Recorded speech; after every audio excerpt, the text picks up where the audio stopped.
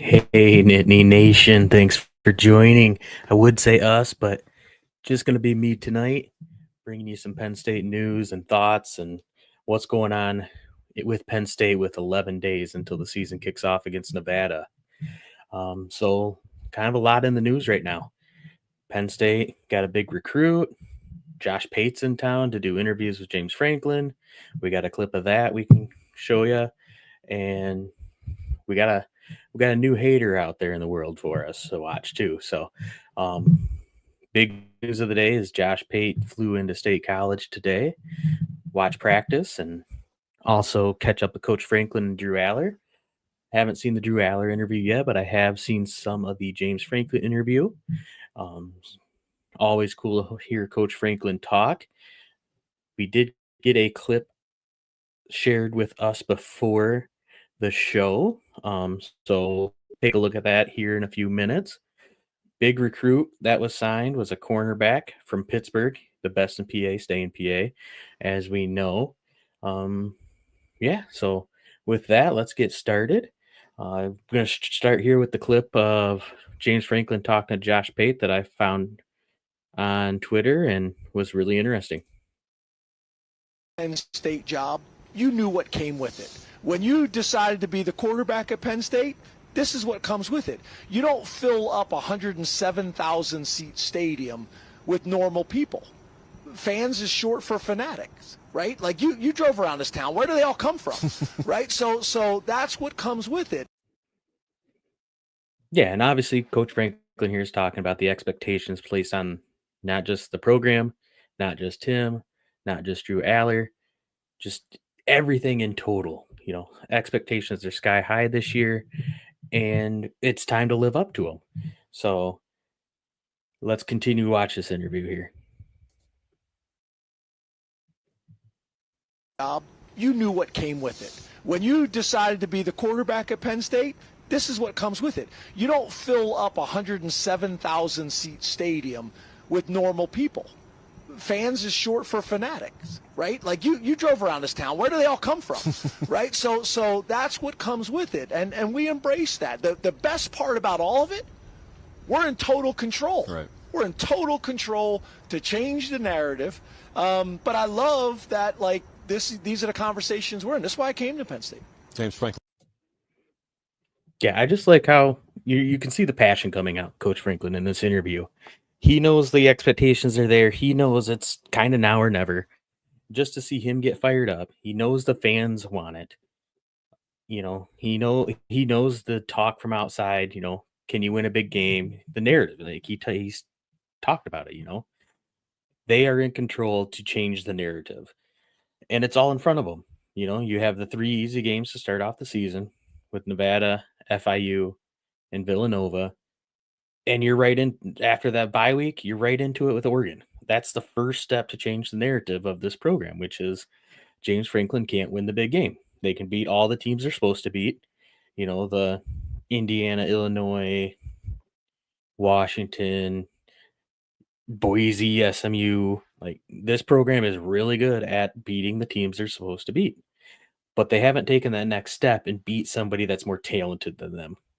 And I think that's really the difference this year. You look on paper, Penn State should be the best team in the Big Ten. As we know, paper champions doesn't go very far.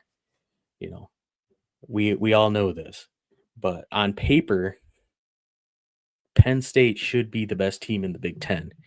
And with those expectations, it's really going to be hard to meet them, but it's time. It really is. I don't want to say Penn State deserves something, because you don't deserve to win a national title in college football. That's just not how this works. It's just not. But just to hear the passion, and that he's hearing it, they're hearing it, but they also control that narrative. So it's time to change it. Can they change it? Only time will tell. But this also leads into another video here that we have for you that we'll fire up here. And tired of just coming up short. I mean, every single year, it's the same story with James Franklin. You beat the teams that you're supposed to, but once you face Ohio State, once you get to the playoffs and you play Notre Dame, once you finally have that test to show that James Franklin has gotten the Nittany Lions over the hump, and every time they come up short, James Franklin, if you cannot get this done this year, then what more is it going to take? Yeah, and obviously this is from CBS Sports HQ. Just you know, saying what kind of everybody's been saying. Like this is the year for Penn State. It's now or never. But he's gonna kind of touch on if he doesn't make it to the national title, should he be fired? So we'll continue on the video here. You almost got ran out of Beaver Stadium by a frat boy last season because you lost the game. So again, I just make the case and say this: James Franklin, Penn State, the fans, the culture, the program itself, they are tired of coming up short year in and year out. I mean, they're almost like the equivalent of the Dallas Cowboys in college football. It's the name, it's the brand. You get right there, and then you just don't have the results to show for it. So James Franklin, if you don't get it done this year, then I am going to start the Fire James Franklin chant. Yeah, I mean, I think if you were to actually look objectively at last season, you would have to say Penn State exceeded expectations. You're coming in, the first goal is to make your first college football playoff. You checked off that mark. You played in the Big Ten championship game, which most people weren't picking Penn State to play in the Big Ten national or Big Ten championship game. Pretty much it was pretty one sided. It was Ohio State and Oregon were destined to meet in the Big Ten championship, and Michigan helped Penn State out, and Penn State came up a little short in the Big Ten championship game, but as we know, it's the conference championship is really diminished now with the college football playoff. And, the national title is always going to take precedence over a conference championship. So, any day, any fan's going to trade a conference championship for a national championship, just like Ohio State fans did. Ohio State fans do not care that they did not win the conference last year after they came up and won the national title. I do think this is taking it a little far here. Get this done. What is that? Is it making the national championship? Is it winning it? National championship or bust. Yeah, so those are sky high expectations. What other coach would you say right now in college football would have those expectations put on them that, hey, if you don't win a national title out of 137 teams, you're gone, I don't think there's another coach in the country that's being said about right now other than Coach James Franklin. Is it realistic expectations? Yes. On paper, Penn State should compete for a national title this year. But it's a long season. A lot of things can happen. I don't want to make excuses. I want a national title, I haven't seen one in my lifetime. Last one was in 86. I was born in 1988. So I have never seen Penn State win a national title. I've seen the 1994 team go undefeated, but it went to Nebraska that year. Didn't go to us. And Penn State's not, like Auburn and just claiming all these national titles all of a sudden.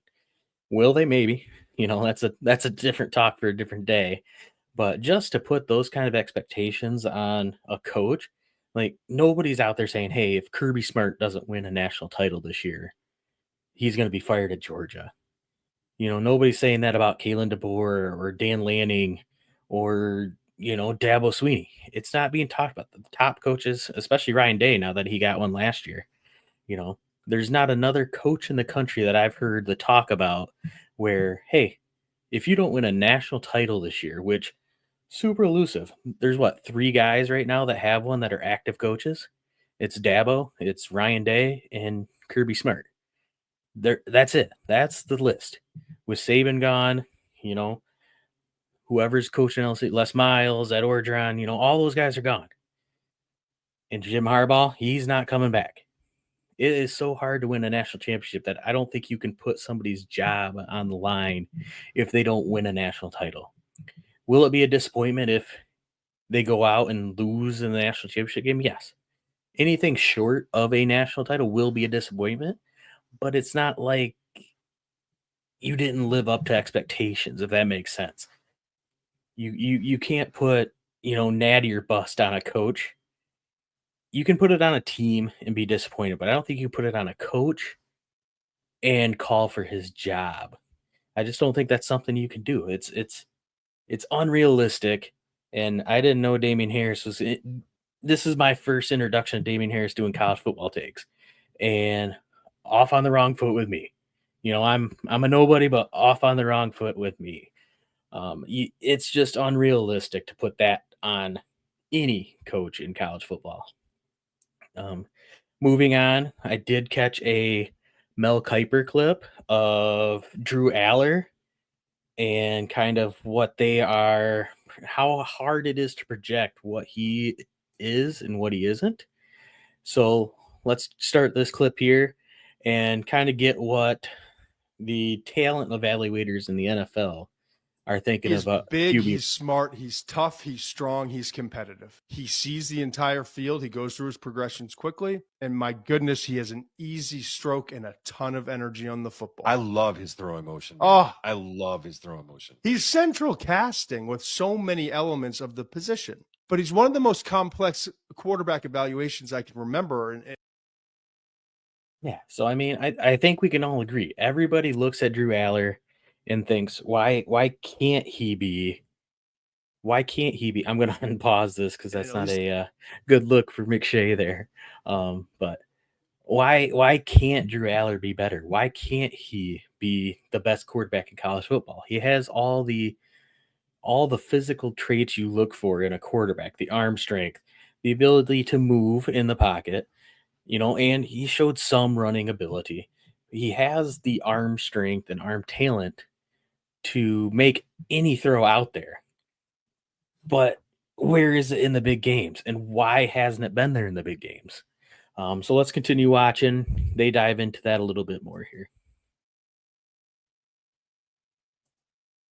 at least in a long time. There's two things that really irk me, and it's not even including the big games.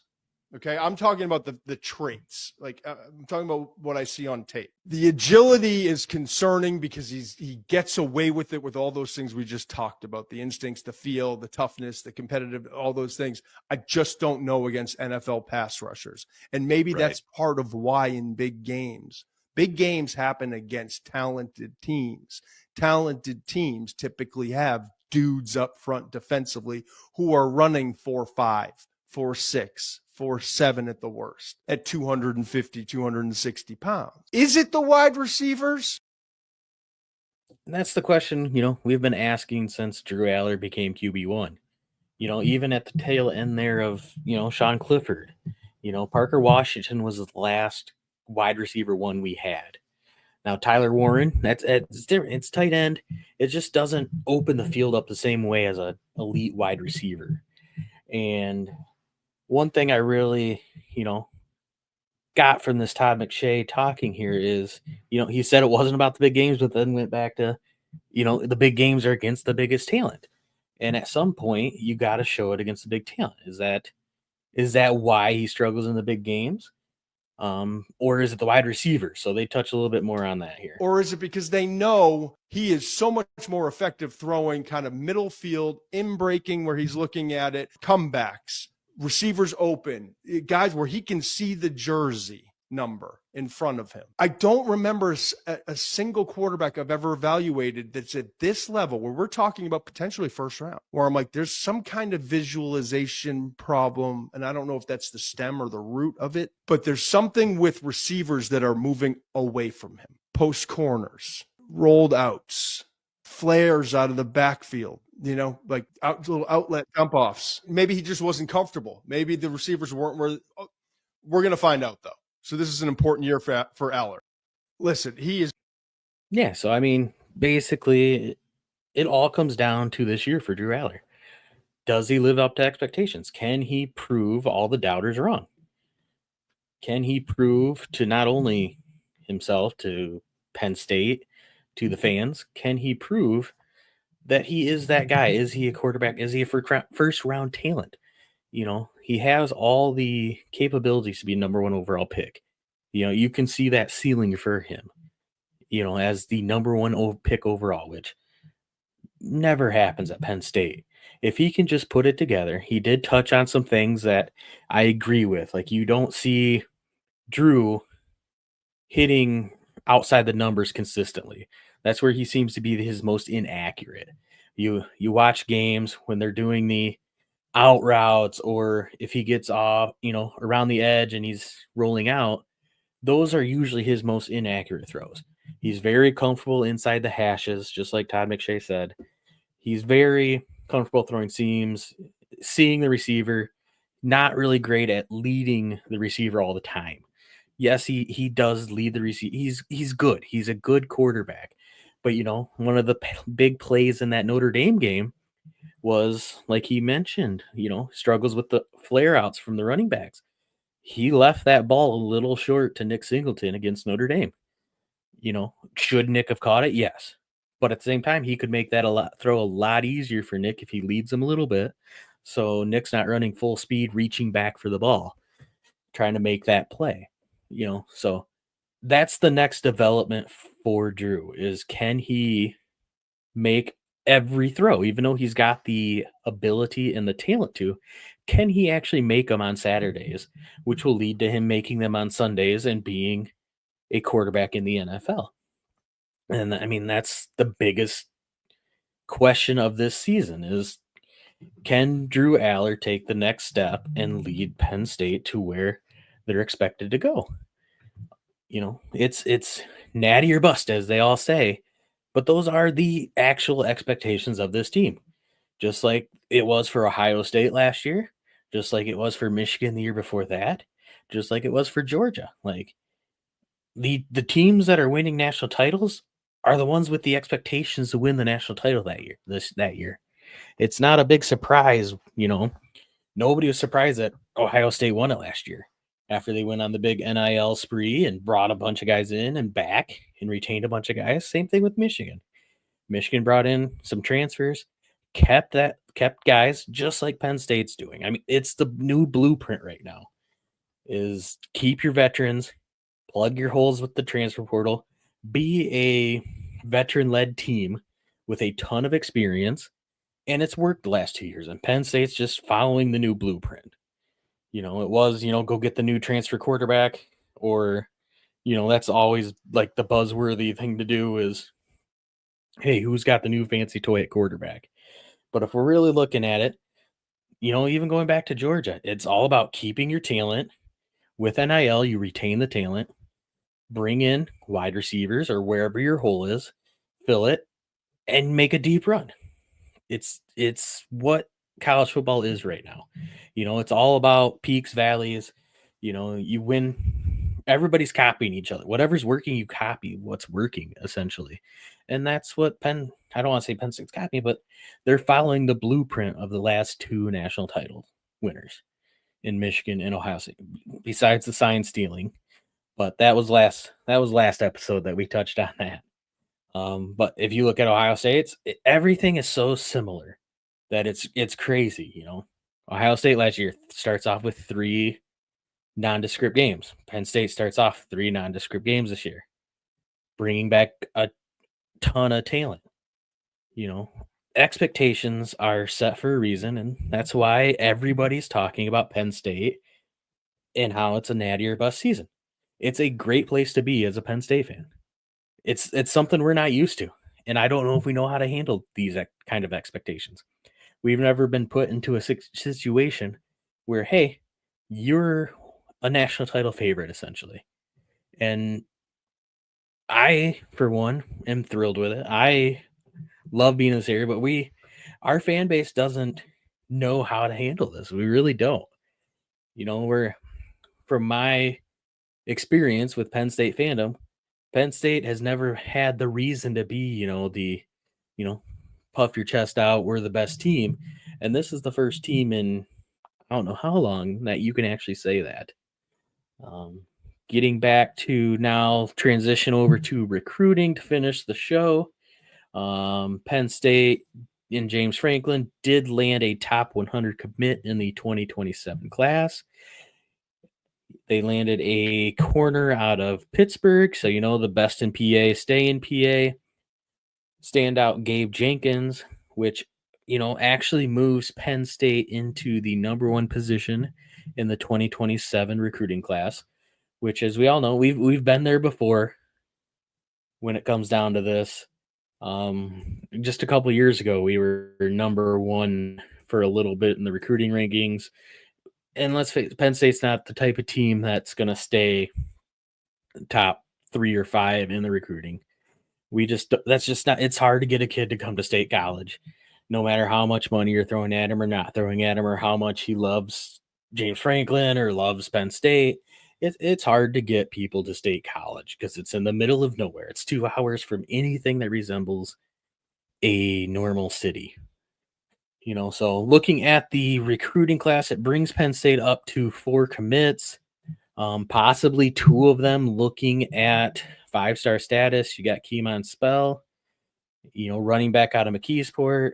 He is right now surefire 5-star as of right now. Number 1 running back in the country, number 1 running back in the state, number 1 position in Penn State. And it's a running back. Obviously, the Notre Dames, the Ohio State, people are going to be after him. So hopefully Penn State can hold on, keep him in Pennsylvania, because I think that'll be a huge recruiting win, especially over the likes of Notre Dame, where we know Jaquan Sider went over there. So we know there's a relationship there between Spell and Sider. But Penn State also could use a win over Notre Dame in the recruiting after this summer, where Penn State took its lickings from Notre Dame. Looking at the other 3 recruits, Khalil Taylor, if you look at his tape, you could see some 5-star potential if he really has one of those standout years. Once again, another Pennsylvania kid. And you also have Leighton Van Brandt, a offensive tackle out of Delaware. He was probably the most likely to take that step up and become a 5-star and give Penn State 2 5-star recruits as of right now. And then, like we said, Gabe Jenkins' corner. It really speaks to, and I know we talked about this last episode, where Jim Knowles called out Terry Smith as one of the best assistant coaches he's ever worked with. And that's high praise for somebody that's only been here since January. And bringing in people like Gabe Jenkins only speaks to how good Terry Smith is at what he does. I saw something the other day where Terry Smith and James Franklin are the only 2 coaches still around from the last time they beat Ohio State in 2016. I mean, it's crazy to think about. We've lost the last 9 against Ohio State. Terry Smith and James Franklin are the only 2 coaching holdovers. And Terry Smith, he's a quiet guy. You don't hear too much from him, but he always brings in dudes, and the secondary is always a strength of Penn State. And it's only been getting stronger lately. So that's been really cool to see. And, it's always nice to be number 1. I mean, we're sitting number 2 in the AP poll right now, number 1 in the 2027 rankings. I think we're sitting like 15th in the 2026 rankings. So, I mean, that's kind of where James Franklin sits. He likes to sit between 8 and 15, 16 in the recruiting rankings and develop some guys. But yeah, that'll do it for this episode. Touched on, there'll be more coming out from that Josh Payton interview with James Franklin and Drew Aller. Can't wait to see some more of that. Josh always puts out some great content. And you never know when another surprise commit's going to happen. We will come back at you, and Nick will be back here on Friday at 9:30, kind of your late night Penn State show. Once again, want to say thanks for watching. Like, subscribe, review. Channel's growing. We appreciate you guys, and would like, as it keeps growing, we're going to just keep rolling out more and more cool stuff for you guys, like call-in shows. We're planning on doing post-game shows once games start. We might even be looking at doing some pre-game shows. So, we're just a couple guys that like to talk Penn State football. And if somebody else wants to listen to us, that's great. So once again, thanks for watching. Like, subscribe.